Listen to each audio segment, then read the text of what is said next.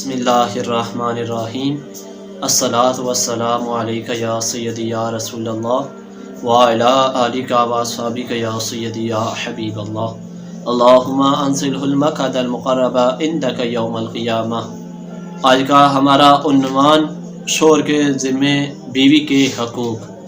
सबसे पहला हक़ जो खामद का है वो ये है कि बीवी के सामने अच्छी हालत में रहे। हज़रत अब्दुल्ला बिन अब्बास रज़ियल्लाहु ताला अन्हुमा फरमाते हैं कि मैं इस चीज़ को पसंद करता हूँ कि जब भी मैं बीवी के सामने जाऊँ तो खूबसूरत तरीके के साथ और अच्छी हालत के साथ जाऊँ, जैसा कि मैं ये पसंद करता हूँ कि मेरी बीवी मेरे सामने अच्छी हालत में रहे, यानी मुज़य्यन होकर रहे। तो इससे चाहिए कि खामद जब भी बीवी के सामने जाए अच्छी हालत में जाए। उसके बाद दूसरा हक खामद का ये है कि जो खुद खाए वो उसी में से बीवी को खवाए। इसमें आप सल्लल्लाहु अलैहि वसल्लम ने इरशाद फरमाया कि जो तुम खुद खाते हो उसी में से अपनी बीवी को खिलाओ।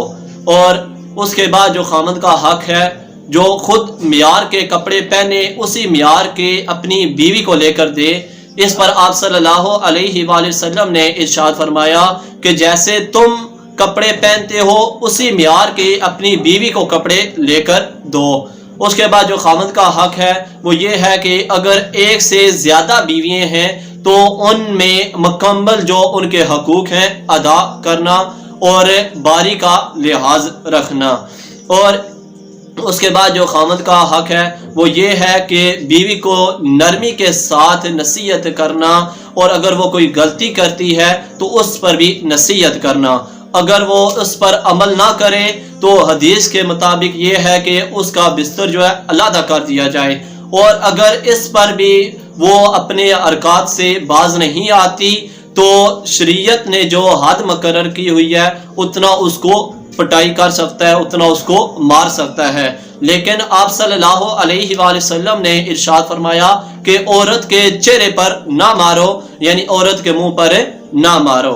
उसके बाद आप सल्लल्लाहु अलैहि वसल्लम ने इरशाद फरमाया कि अपनी औरतों के साथ नरमी के साथ पेश हो, क्योंकि ये पसली से पैदा की गई हैं और अगर तुम इनको सीधा करना चाहोगे तो तुम इन्हें तोड़ दोगे, और अगर तुम इनसे फायदा उठाना चाहो तो पसली के टेढ़ा होने की वजह से भी तुम इनसे फायदा उठा सकते हो, यानी नरम गुफ्तगू करके।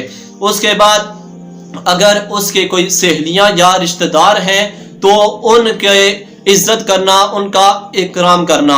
हज़रत आयशा सिद्दीक़ा रज़ियल्लाहु ताला अन्हा फरमाती हैं कि आप सल्लल्लाहु अलैहि वसल्लम जब भी बकरी ज़बह करते तो आप सल्लल्लाहु अलैहि वसल्लम इरशाद फरमाते कि हज़रत खतीजातुल कुबरा रज़ियल्लाहु ताला अन्हा की सहेलियों को इसका गोश्त देकर आना है, यानी जो बीवी की सहेलियां हो उनका भी इकराम और इज्जत करनी चाहिए। उसके बाद खामद का हक ये है कि बीवी के कामों में हाथ बिटाना, यानी घर के जो काम होते हैं। हज़रत असवद रज़ियल्लाहु ताला अन्हु फरमाते हैं कि मैंने हज़रत आयशा सिद्दीक़ा रज़ियल्लाहु ताला अन्हा से पूछा कि आप सल्लल्लाहु अलैहि वसल्लम घर में क्या काम करते हैं। तो हज़रत आयशा सिद्दीक़ा रज़ियल्लाहु ताला अन्हा फरमाती हैं कि आप सल्लल्लाहु अलैहि वसल्लम घर के काम किया करते थे, और जैसे ही अजान की आवाज़ आती तो आप सल्लल्लाहु अलैहि वसल्लम नमाज की तरफ चले जाते। अल्लाह ताला की बारगाह में दुआ है कि जो सुना सुनाया इस पर अमल करने की तौफीक अता फरमाए।